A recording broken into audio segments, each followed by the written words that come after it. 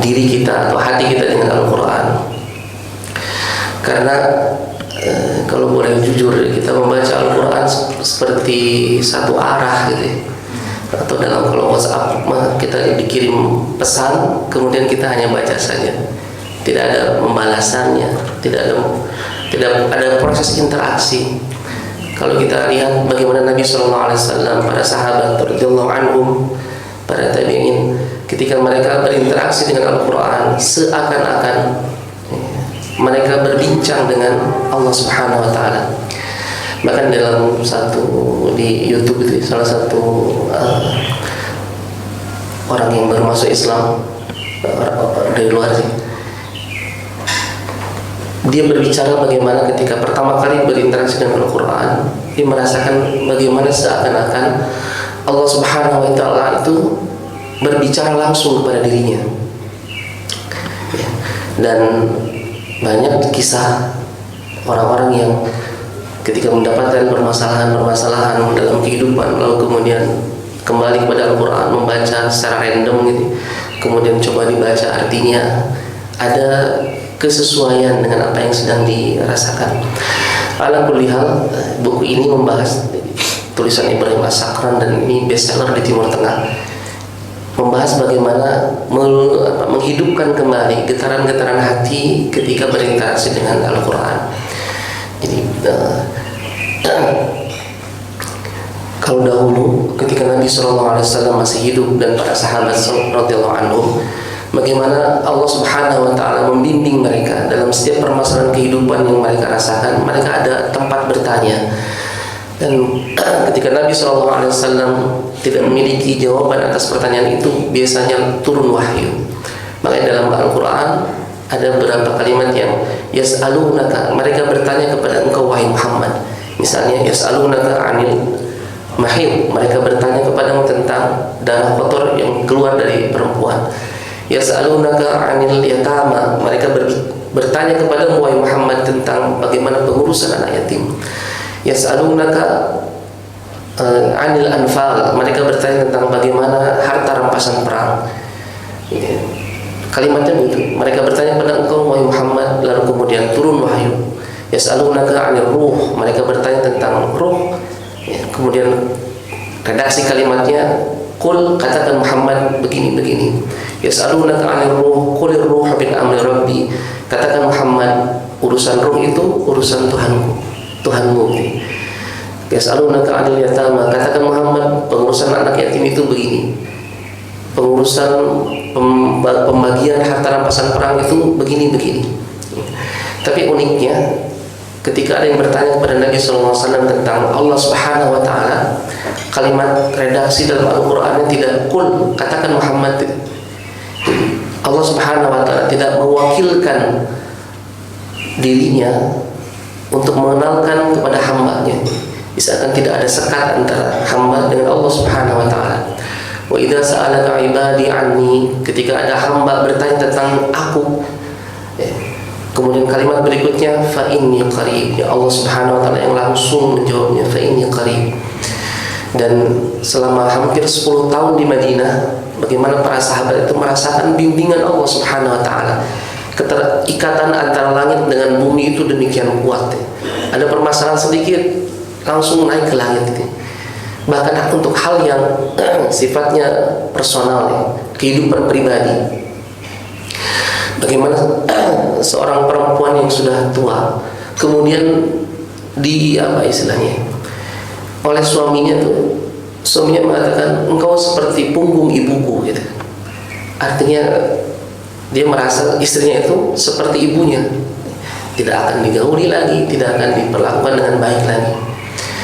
Dan Allah Subhanahu Wa Taala mendengar rintihan perempuan ini dalam kondisi yang sudah tua, tidak ada orang yang menanggung, dia mengadu kepada Allah Subhanahu Wa Taala, dan turun surah yang qad sami'a Allahu qawla alladziina, awal surat juz 28 Al-Mumtahanah. Bagaimana Allah langsung menjawab keluh kesah seorang perempuan tadi. Dan dalam riwayat digambarkan ketika Nabi SAW sudah wafat, Umar bin Khattab menjadi khalifah. Suatu saat Umar jumpa dengan perempuan ini. Dan Umar ketika itu langsung apa istilahnya, memberikan penghormatan kepada perempuan ini. Para pengawal itu bertanya, Umar, ini kenapa ini ada perempuan tua tapi kau perlakuan sedemikian hormat? Kata Umar, tidakkah engkau tahu wanita inilah yang keluh kesahnya didengar langsung oleh Allah Subhanahu wa taala. Sehingga ketika Nabi SAW wafat, Bapak Ibu sekalian, Ummu Salamah itu menangis dengan tangisan yang sangat menyayat hati. Lalu ditanyakan kepada beliau, kenapa menangis dengan cara seperti itu? Bukankah Nabi SAW mendapatkan tempat terbaik di sisi Allah Subhanahu wa taala? Pasti terbaik, surga lah pasti, dijamin gitu. Tapi kok nangisnya ini apa ya? Ini seakan berlebihan gitu. Kata Ummu Salamah, bukan kematian Nabi yang saya tangisi, bahwa Nabi meninggal, toh semua manusia pun meninggal. Tapi yang saya tangisi adalah terputusnya wahyu. Tidak lagi ada kaitan erat antara langit dengan bumi, yang ketika ada permasalahan langsung naik ke langit jadi wahyu. Hilang ketika Nabi SAW sudah wafat, wahyu sudah sempurna, tidak ada lagi wahyu yang turun membimbing umat ini. Begitu perasaan Ummu Salamah terkait dengan Al-Quran, bimbingan wahyu ini. Karena itu buku ini mengingatkan kita bagaimana menangkap getaran kalam ilahi. Dan getaran ini atau pesan-pesan di balik teks ayat dalam Al-Quran hanya bisa ditangkap oleh hati yang hidup. Dalam satu hadis, Nabi SAW menggambarkan bagaimana Al-Quran itu seperti jamuan, sebuah perjamuan. Inna hadzal Qur'an ma'dubatullah. Sesungguhnya Al-Quran ini jamuan dari Allah Subhanahu wa taala.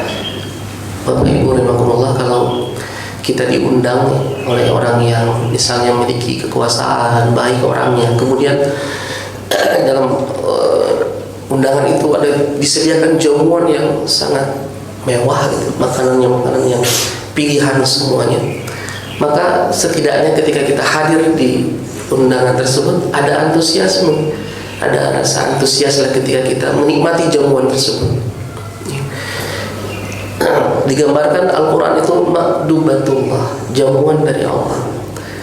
Fakhudhu minhu mastata'tum, maka ambil darinya semampu kalian. Kalau kita makannya cukup banyak, maka di perjamuan itu makannya pun banyak nih. Sepertiga apa? Kalau makan sepertiganya untuk nafas, seperti untuk perut, ya untuk perut kita, sepertiga untuk air gitu. Tapi kan takaran sepertiga tiap kita beda-beda tuh. Ada yang 2-3 suap, ini sudah sepertiga, ini udah kenyang gitu. Ada yang 2 piring, 3 piring, masih belum sepertiga tuh. Takarannya beda-beda. Maka kata Nabi SAW, fakhudhu minhu mastata'tum, ambil jamuan itu sekemampuan kita, sekemampuan.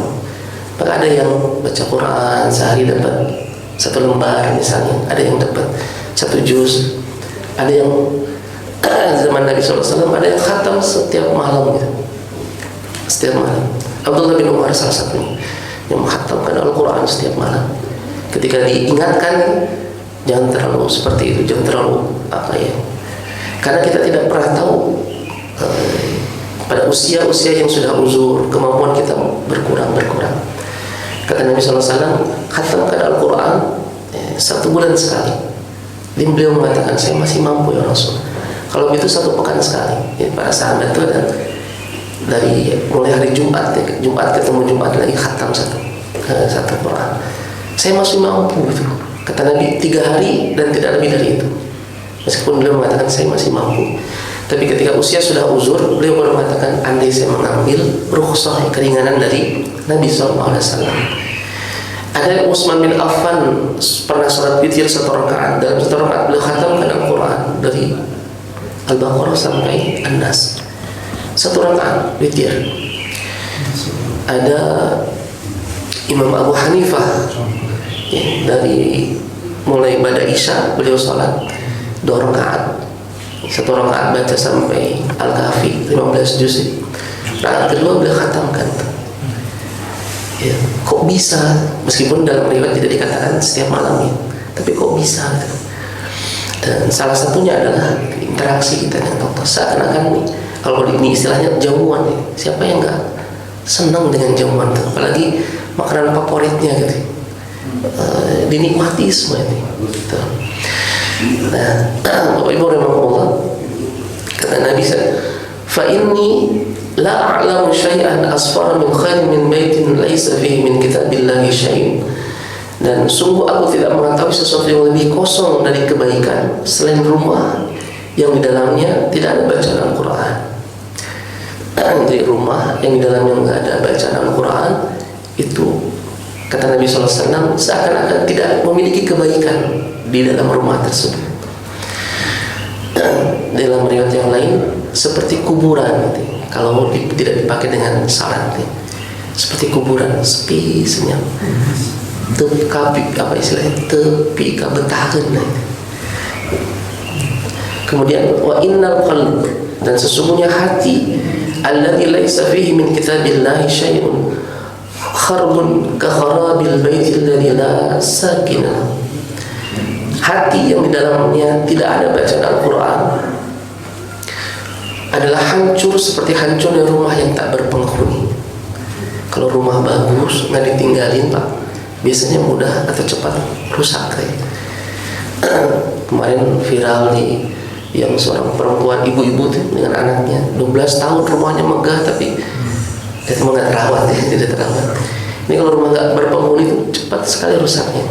Dan hati yang di dalamnya tidak ada Al-Quran cepat rusaknya. Dalam riwayat yang lain Nabi SAW mengatakan bahwa Al-Quran itu ghidha'ur ruh, makanan bagi hati, bagi ruhani kita. Kalau jasad butuh asupan makanan yang bergizi seimbang, maka ruhani kita pun butuh asupan, dan salah satu asupannya adalah Al-Quran, berinteraksi dengan Al-Quran. Bapak Ibu rahimahumullah, ini pengaruh ajaib Al-Quran. Dalam buku beliau itu ungkapannya begitu, pengaruh ajaib Al-Quran. Jangankan kepada manusia, kepada benda mati pun Al-Quran memiliki pengaruh besar.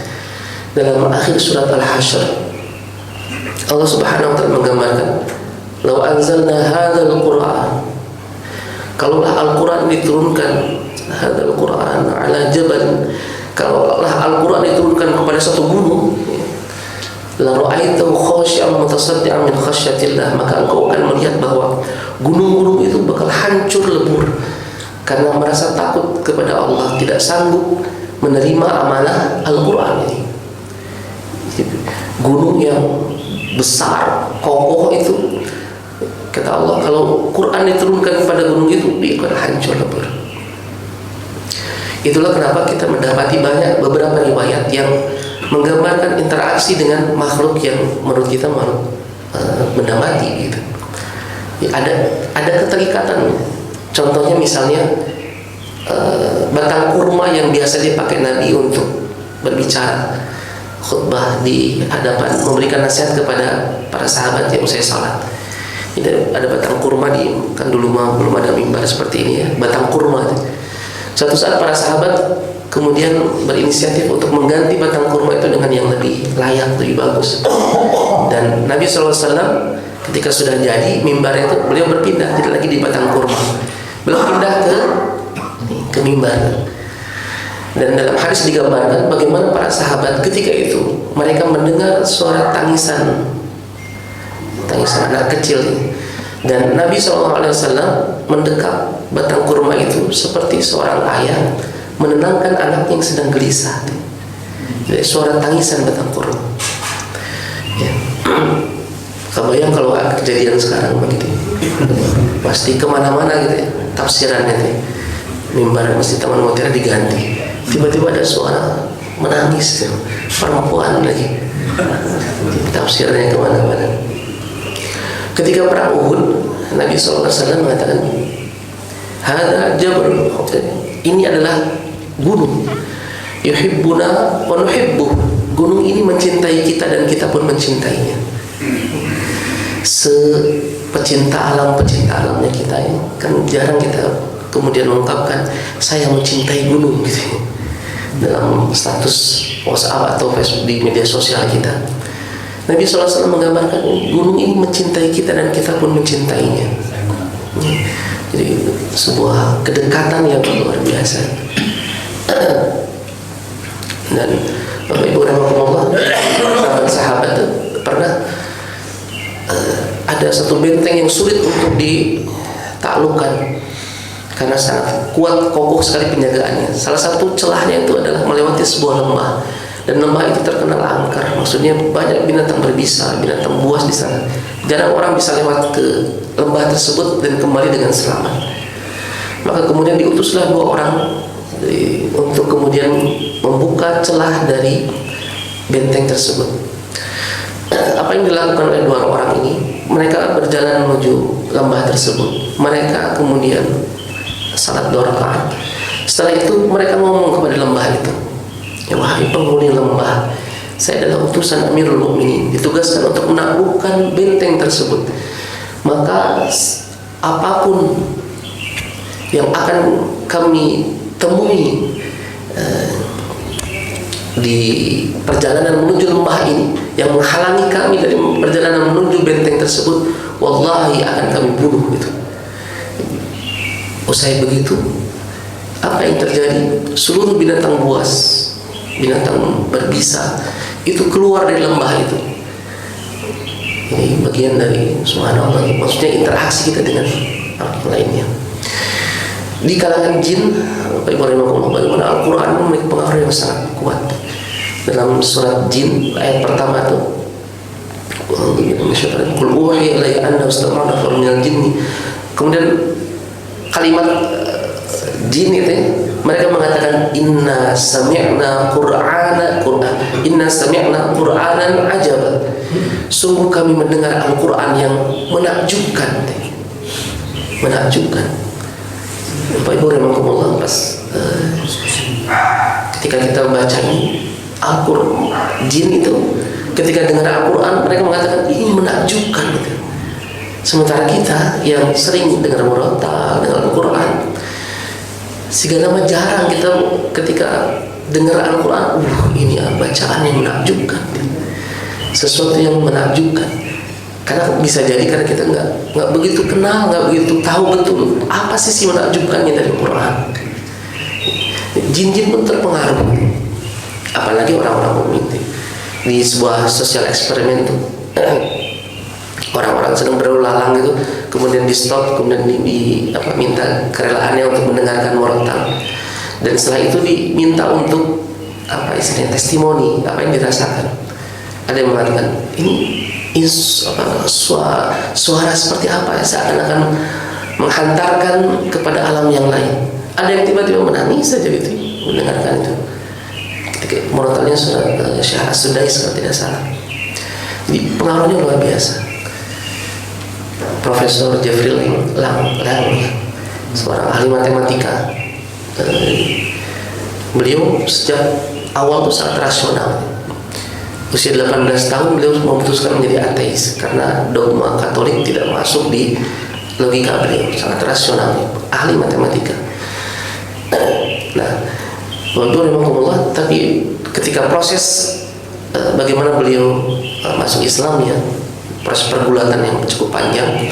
Tapi di antara prosesnya itu bagaimana beliau ketika membaca surat Ad-Duha, beliau sampai menangis, dan kata beliau, saya menangis sampai 20 menit seperti saya seorang bayi menangis untuk mendapatkan kasih sayang orang tuanya. Pergulatan batinnya, suasana spiritual ini. Atau barangkali kita Bapak Ibu rahimakumullah pernah dalam jenak-jenak kehidupan kita satu saat misalnya ketika kita pas baca Quran, hati kita jadi melembut, air mata jadi mengalir gitu. Mudah-mudahan ada waktu-waktu di mana kita bisa merasakan suasana seperti itu. Karena ketika kita lihat bagaimana orang-orang mukmin ketika dibacakan Al-Quran, salah satunya idza yutla alaihim, ketika dibacakan Quran kepada mereka, yakhruna lil adqani sujada, mereka menyungkur di atas muka mereka sambil bersujud. Jadi kalau kita lagi berdiri misal posisinya menyungkur langsung ke sujud. Dalam ayat ini idza tutla alaihim ayatuna kharru sujadan wa bukiya, mereka langsung sujud wa bukiya dan menangis. Mungkin tidak seluruh ayatnya, ayat-ayat yang barangkali berkaitan dengan suasana perasaan yang sedang dialami atau permasalahan yang sedang dirasakan misalnya. Dan itu setiap orang istilahnya beda-beda nih. Ada kawan yang saya pas baca ayat di awal juz 20 Alaihissallahu bikafin abdah, bukankah Allah telah mencukupi seluruh kebutuhan hamba-hambanya, dan dia nangis ketika baca itu. Alaihissallahu bikafin abdah, bukankah Allah sudah mencukupi kebutuhan hamba-hambanya, sementara dia selalu merasa kurang atas pemberian Allah, merasa kurang, lalu kemudian dia menambahkan berbagai macam usaha-usahanya yang pada akhirnya malah semakin menjauh dia dari Allah Subhanahu wa taala. Dia biasanya baca Quran bisa 1 juz, ini sudah mulai karena kesibukan. Biasanya sholat malam dalam 1 minggu ada 1 atau 2, ini karena sudah kesibukan jadi terlalaikan. Ketika dia baca itu, Alaihissallahu bikafin abdah, bukankah Allah sudah mencukupi, sementara dia ngerasa ya Allah kurang terus hatinya. Beda-beda ayat-ayat yang kita baca kemudian terasa dalam hati kita, berarti suasananya sudah kondusif itu, suasana hati kita sudah melembut karenanya. Seperti anak ini barangkali.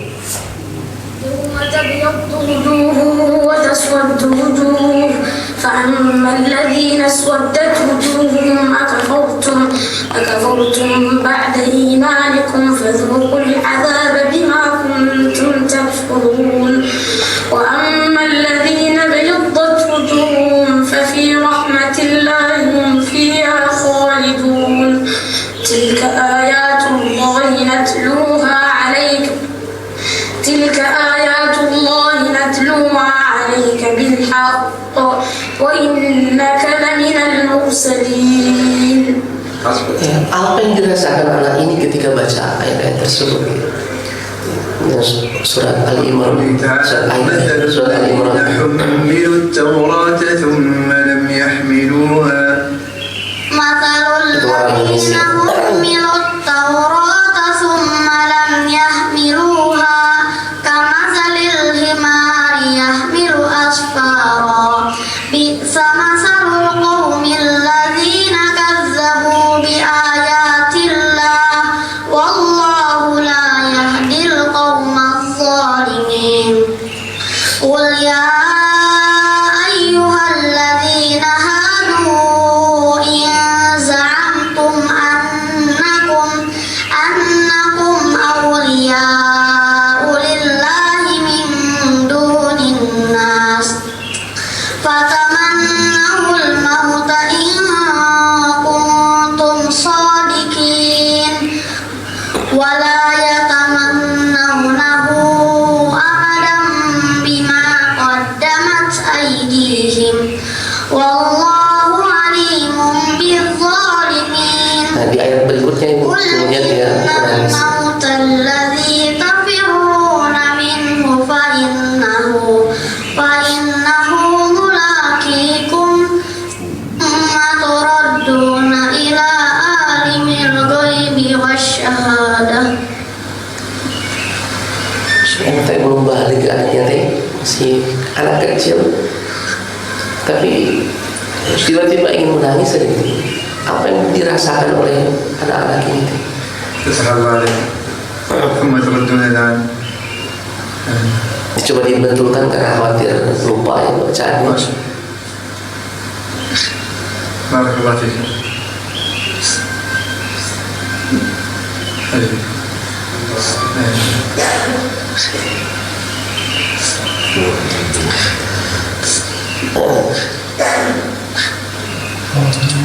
إلى عالم الغيب والشهادة فينبئكم بما كنتم تعملون. ما شاء الله عليك. الله يفتح عليك. ما شاء الله عليك.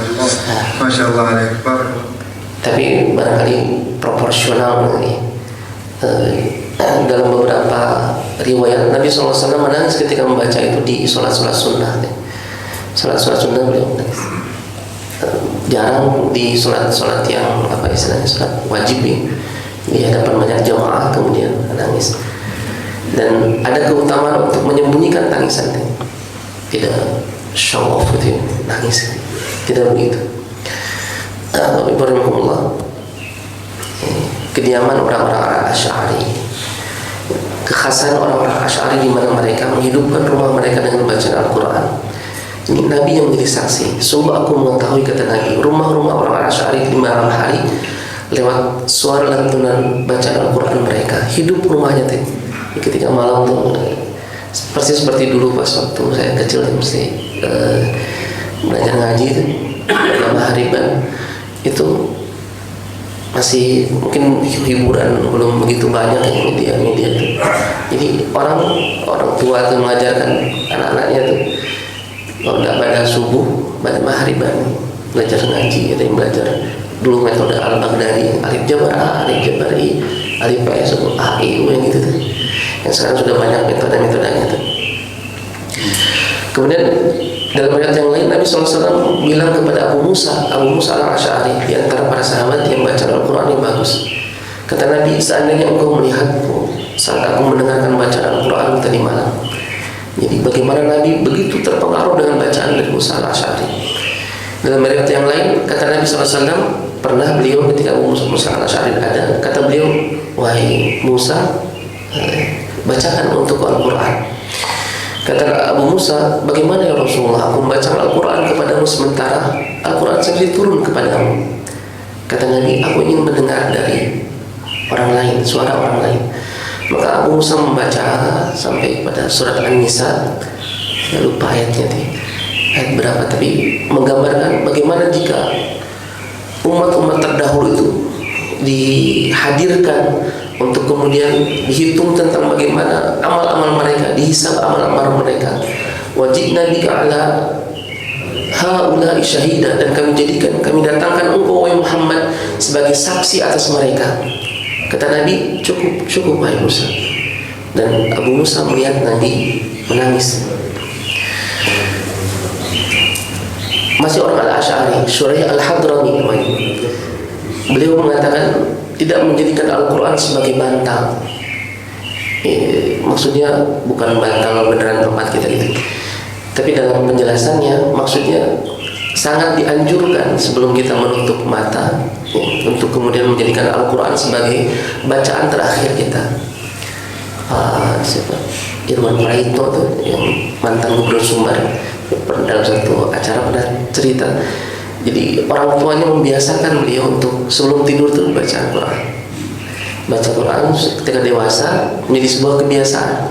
Jadi satu juz bisa beliau khatamkan sebelum tidur tuh. Nah tentu barangkali ini apa istilahnya ya, sudah terjadwal, termanage dengan baik ya, aktivitasnya, sehingga bisa mengalokasikan beberapa saat ya, 30 menit, 20 menit, 30 menit untuk baca Al-Quran terlebih dahulu, kemudian istirahat. Dan Bapak Ibu rahimakumullah, ada banyak sekali keterangan yang menggambarkan keutamaan-keutamaan seperti ini.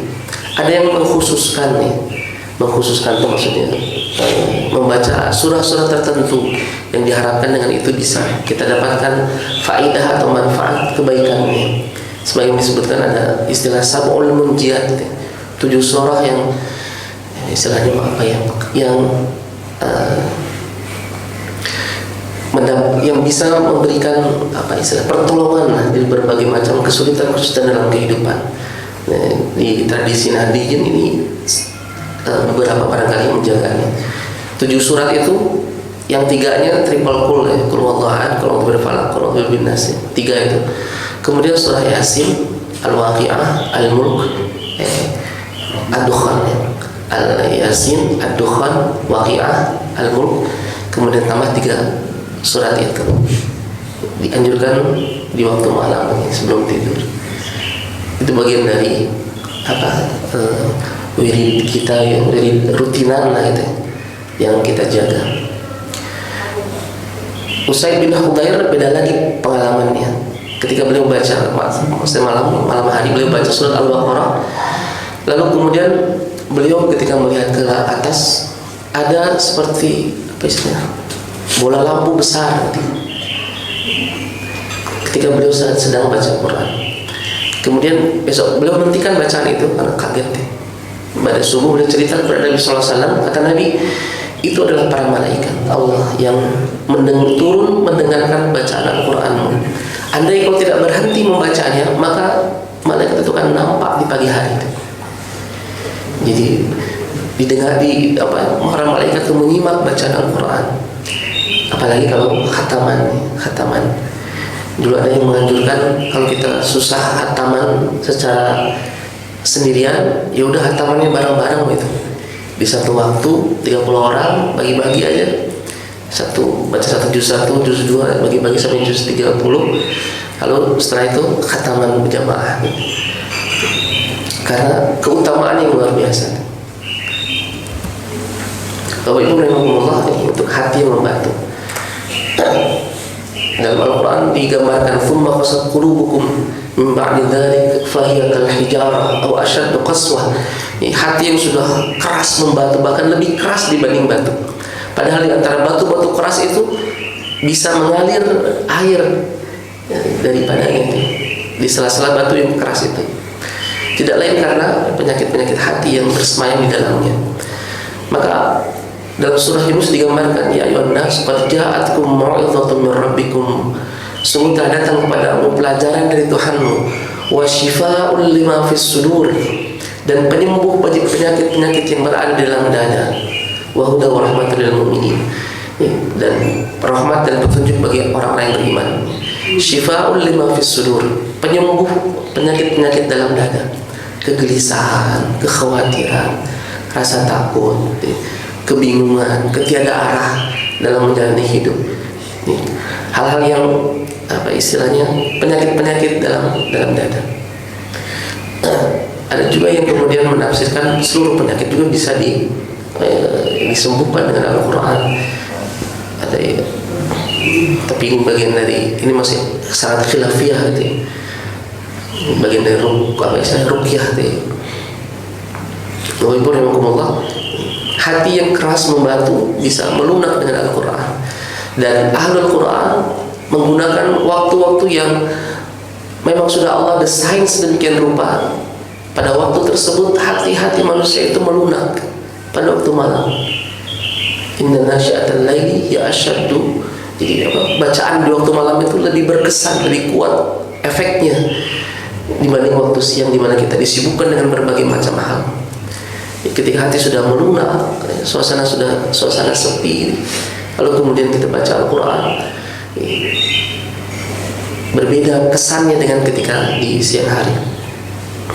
Ibu rahimahumullah, ini dalam surah Al-Baqarah ayat 63 dan surah Al-A'raf ayat 171. Bagaimana Allah Subhanahu wa ta'ala menggambarkan perintah untuk memegang kuat Al-Quran atau kitabnya. Wa idza akhadna mitsaqakum wa rafa'na fawqakum at-tur, dan ingatlah ketika kami mengambil perjanjian di antara kalian. Ini kisah dari Musa dan Bani Israel. Wa rafa'na fawqakum at-tur, dan kami angkat bukit Tur itu kami angkat bukit Tur itu ke atas.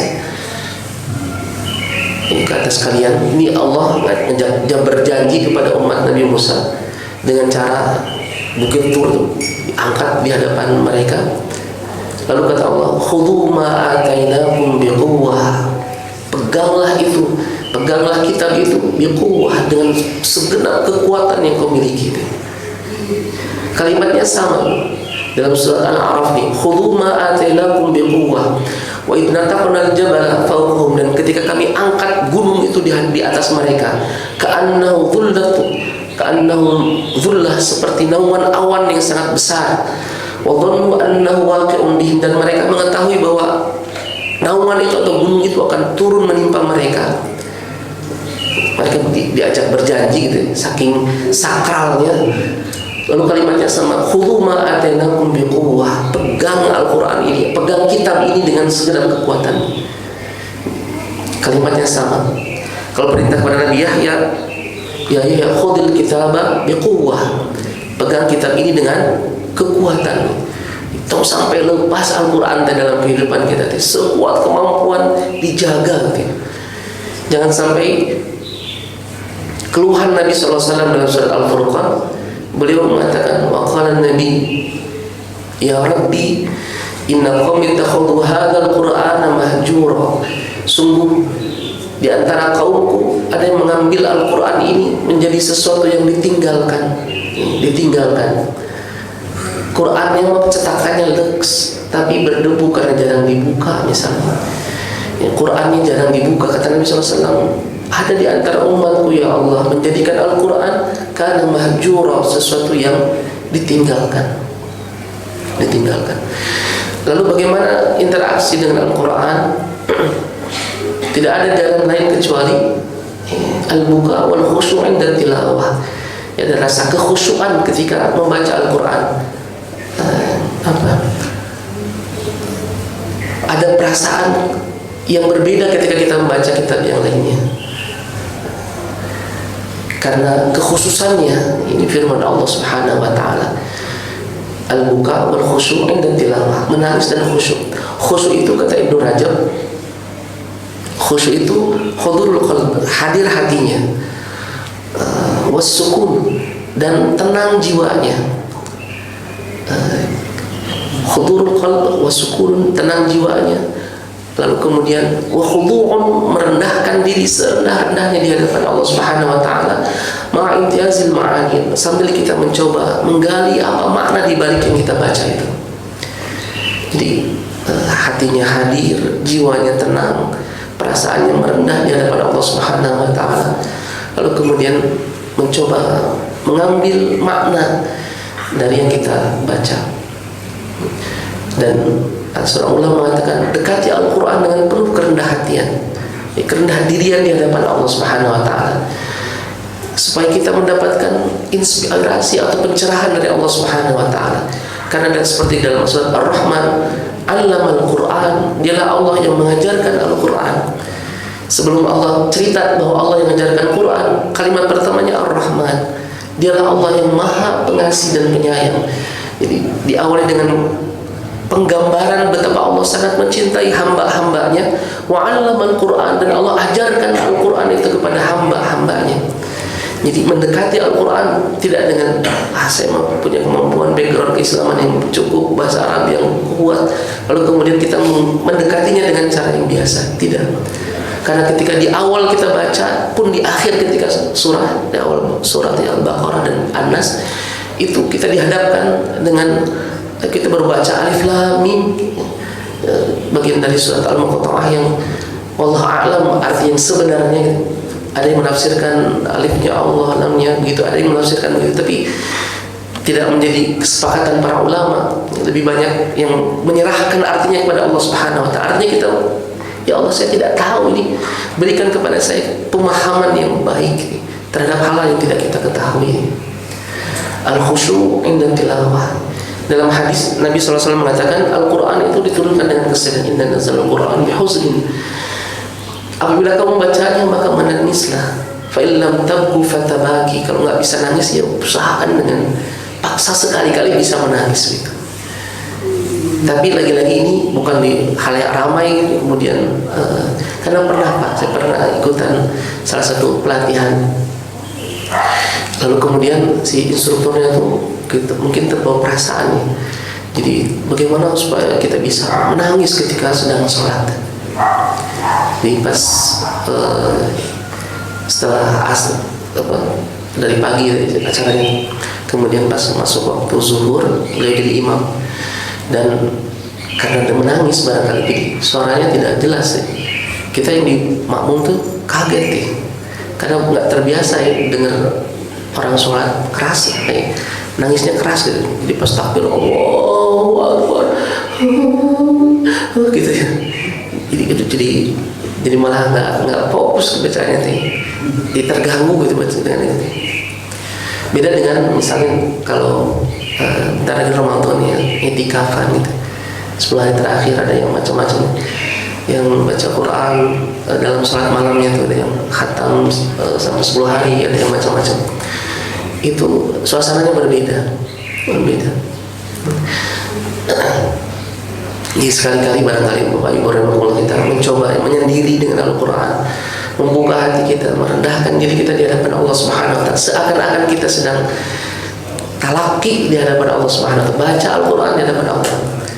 Ustaz Salim Fillah itu pernah cerita ada seorang hafidz Quran yang dia berusaha kalau satu malam, satu pekan itu setidaknya ada satu malam dia bisa khatam Al-Quran sekali salat.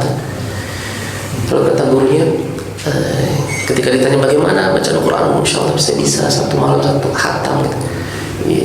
Dipeluk, dielus, subhanallah. Kok murid yang luar biasa. Besok-besok coba bayangkan gurumu ini di dekatmu ketika kamu sedang sholat baca Al-Quran, menyimak bacaan Al-Quranmu. Jadi ketika dia akan sholat, dibayangkan gurunya dekat ini, kemudian dia sholat. Besoknya ditanya gimana, lebih berhati-hati barangkali bacaannya, nggak bisa hatam 10 juz lah.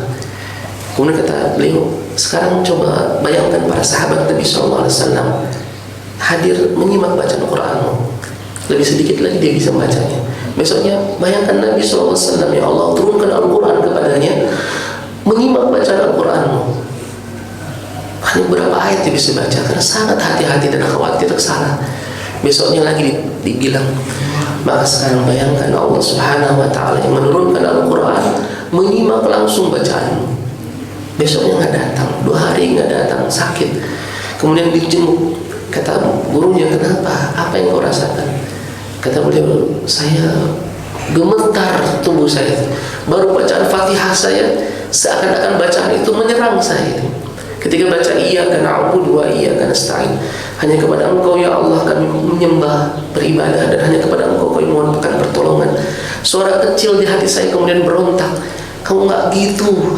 Kamu sering menomorduakan Allah dalam kehidupan keseharianmu, lebih memprioritaskan kehidupan duniamu dibanding Allah, perintah-perintah Allah dan lainnya.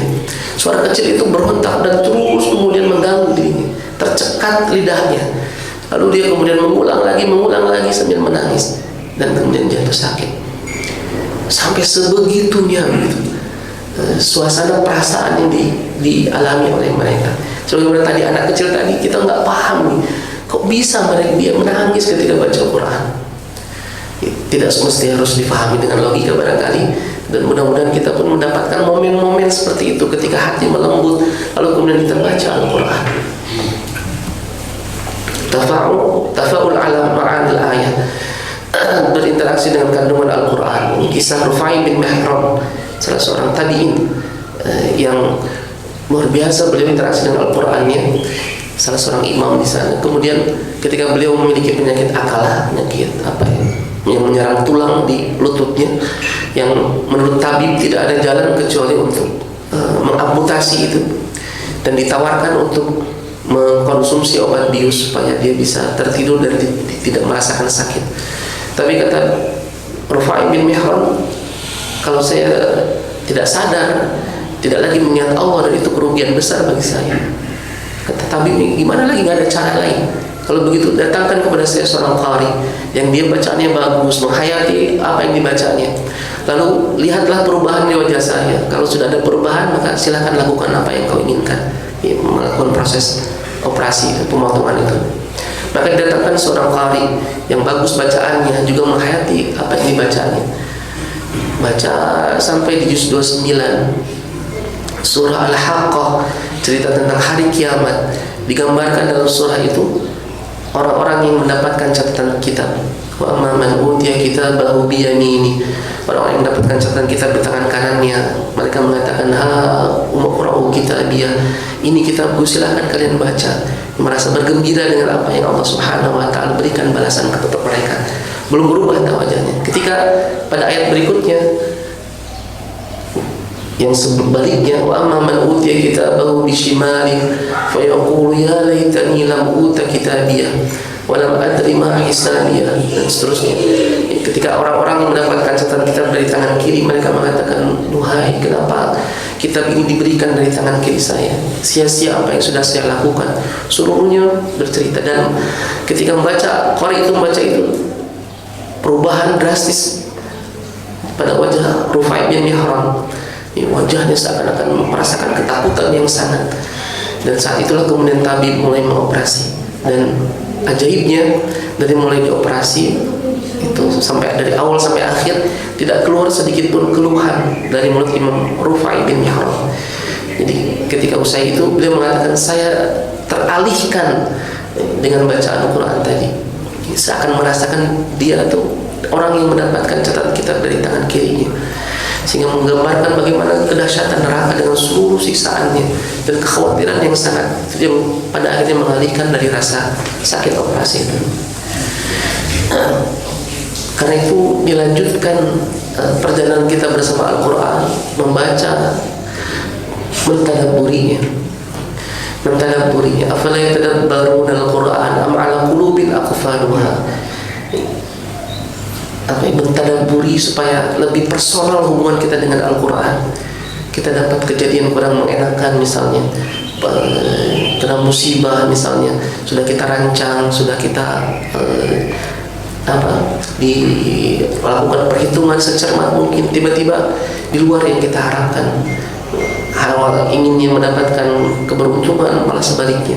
Lalu kita baca surah Al-Baqarah ayat 216, wa asa an takrahu syai'an wa huwa khairul lakum wa asa an tuhibbu syai'an fa huwa syarrul lakum. Bisa jadi apa yang kau inginkan buruk bagimu, bisa jadi yang kau tidak mau, kita kehendaki malah baik bagimu. Wallahu a'lamu wa antum la ta'lamun. Dan Allah Maha mengetahui sedangkan kau tidak mengetahui. Ini kira-kira apa hikmahnya di balik musibah ini? Apa kira-kira kemauan Allah kepada kita dalam hidup kita? Kok kita mendapatkan musibah ini, dipilih untuk mendapatkan musibah ini? Bagian dari apa ya? Dialog kita dengan Al-Quran. Tentu kita baca terjemahnya, baca tafsirnya, lalu merefleksikan ke dalam yang sedang kita rasakan. Itu bagian dari tadabbur. Terakhir, mencoba untuk menghafal Quran, sekemampuan kita. Dan saya sudah usia begini nggak sulit untuk menghafal, tidak Pak, tidak. Saya ada kawan Pak Kurniadi almarhum, 62 tahun Pak, mulai belajar Al-Quran tuh, pensiunan Auri, dibelajarin di Masjid PTDI. Kalau bacanya memang nggak begitu bagus ya, lidahnya sudah kaku barangkali, tapi semangat menghafalnya luar biasa. Ya, suatu saat ketika beliau istirahat, satu kelompok pernah, kemudian kata Ustaz Ahmad Jumur tuh, isi bapak tadi, kira-kira berapa hafalan Qurannya? Ada yang bilang paling 1 juz, paling 2 juz itu. Tapi kata beliau dalam 1 tahun itu 2008-2009 beliau mampu menyetorkan 10 juz Al-Quran, 10 juz setahun, sebulan 1 juz. Kita yang muda, aduh, ini subhanallah si bapak teh. Ketika ada waktu ngobrol, tanya-tanya, kok bisa Pak 10 juz nih, kegiatannya apa? Kata beliau pensiunan menawan ayat tuh paling nganter incu gitu, baca Quran di rumah. Nah selebihnya baca Quran. Ketika ditanya motivasinya, yang sampai sekarang saya ingat tuh, bapak mah hoyong, bapak mah ingin ketika pas meninggal pas baca Quran. Di saat sakratul maut pas baca Quran. Dan kalau orang sudah punya cita-cita seperti itu, niatan seperti itu, biasanya Allah sampaikan kepada yang dicita-citakannya. Di 2009 itu beliau komplikasi, masuk rumah sakit asal sedikit. Kata keluarga yang menungguinya kondisinya pingsan sadar, nggak bisa komunikasi. Tapi pas sadar tadi gerjeman mulutnya tuh baca Al-Quran dihafalnya itu, pingsan lagi sampai meninggalnya itu. Jadi tidak ada apa istilahnya, tidak ada uzur barangkali untuk menghafal Quran sekemampuan kita. Ustaz Agustin cerita ada tos 10 ya, ini gitu, dan nenek-nenek belajar Iqra dari Iqra, lalu kemudian semangat menghafal itu luar biasa. Belajar Iqra kemudian bisa baca Quran, kemudian menghafal juz 30. Setelah selesai menghafal juz 30, si nenek tadi cerita, ibu mah ngajaga pisan juz 30 teh. Pokoknya dalam kondisi apapun dijaga, lagi sakit pun dijaga supaya nggak hilang hafalannya teh. Kan kata Nabi, hafalan Quran teh seperti unta yang mengikat unta, kalau nggak diikat ya kabur tadi. Jadi dijaga. Dan harapan ibu mah juz 30 teh jadi saksi di hadapan Allah. Mungkin pas ibu ngantungkeun teh, pas ibu meninggal teh jadi saksi. Juz 30.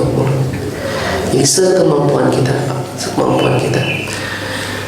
Al-Quran jadi syafaat akan menolong kita. Iqra'ul Quran fa innama ya'ti yaumal qiyamah syafi'an li ashabihi. Bagi sahabat Al-Quran, kalimat itu sahabat Quran, bukan yang membaca Quran, karena sahabat pasti sudah dekat. Kemudian derajat di surga bergantung pada hafalan Quran. Dikatakan kepada penghafal Quran, Iqra, bacalah, kemudian naiklah, dan derajatmu di surga sesuai dengan akhir hafalanmu. Baca hafalanmu. Jadi yang hafal 30 juz, subhanallah. Juz 30 saja, subhanallah. Kulhu saja, itu juga subhanallah. Sudah subhanallah. Penting masuk surga ini. Kemudian termasuk sebaik-baik manusia, Allah angkat derajat sahibul Quran dan lebih diutamakan untuk menjadi imam. Terakhir, ini ungkapan Aisyah kepada Nabi Sallallahu Alaihi Wasallam, karena khuluquhul Quran, akhlak Nabi mah Quran. Bapak Ibu rahimakumullah, ini ada satu doa yang baik kalau kita menghafal, dihafalkan kaitan dengan Al-Quran. Agak cukup panjang doa itu. Dalam doa itu, jadi kita menghibah kepada Allah Subhanahu Wa Taala, muji-muji, ngerayu Allah Subhanahu Wa Taala. Allahumma inna abiduk, banu abidik, banu imai, nawasina biyadik, madin fina hukmuk, adlun fina qada'uk. Jadi kata kita bilang, ya Allah, kami ini hamba-hambamu, anak dari hamba-hambamu. Ubun-ubun kami ada dalam genggaman kekuasaanmu. Berlaku kepada kami pasti akan hukummu, adil pasti atas kami keputusanmu. Allahumma inna nas'aluka bi kulli ismin huwa lak sammaita bihi nafsak aw anzaltahu fi kitabik aw a'taytahu ahadan min khalqik aw ista'tharta fi ilmi al-ghaibi 'indak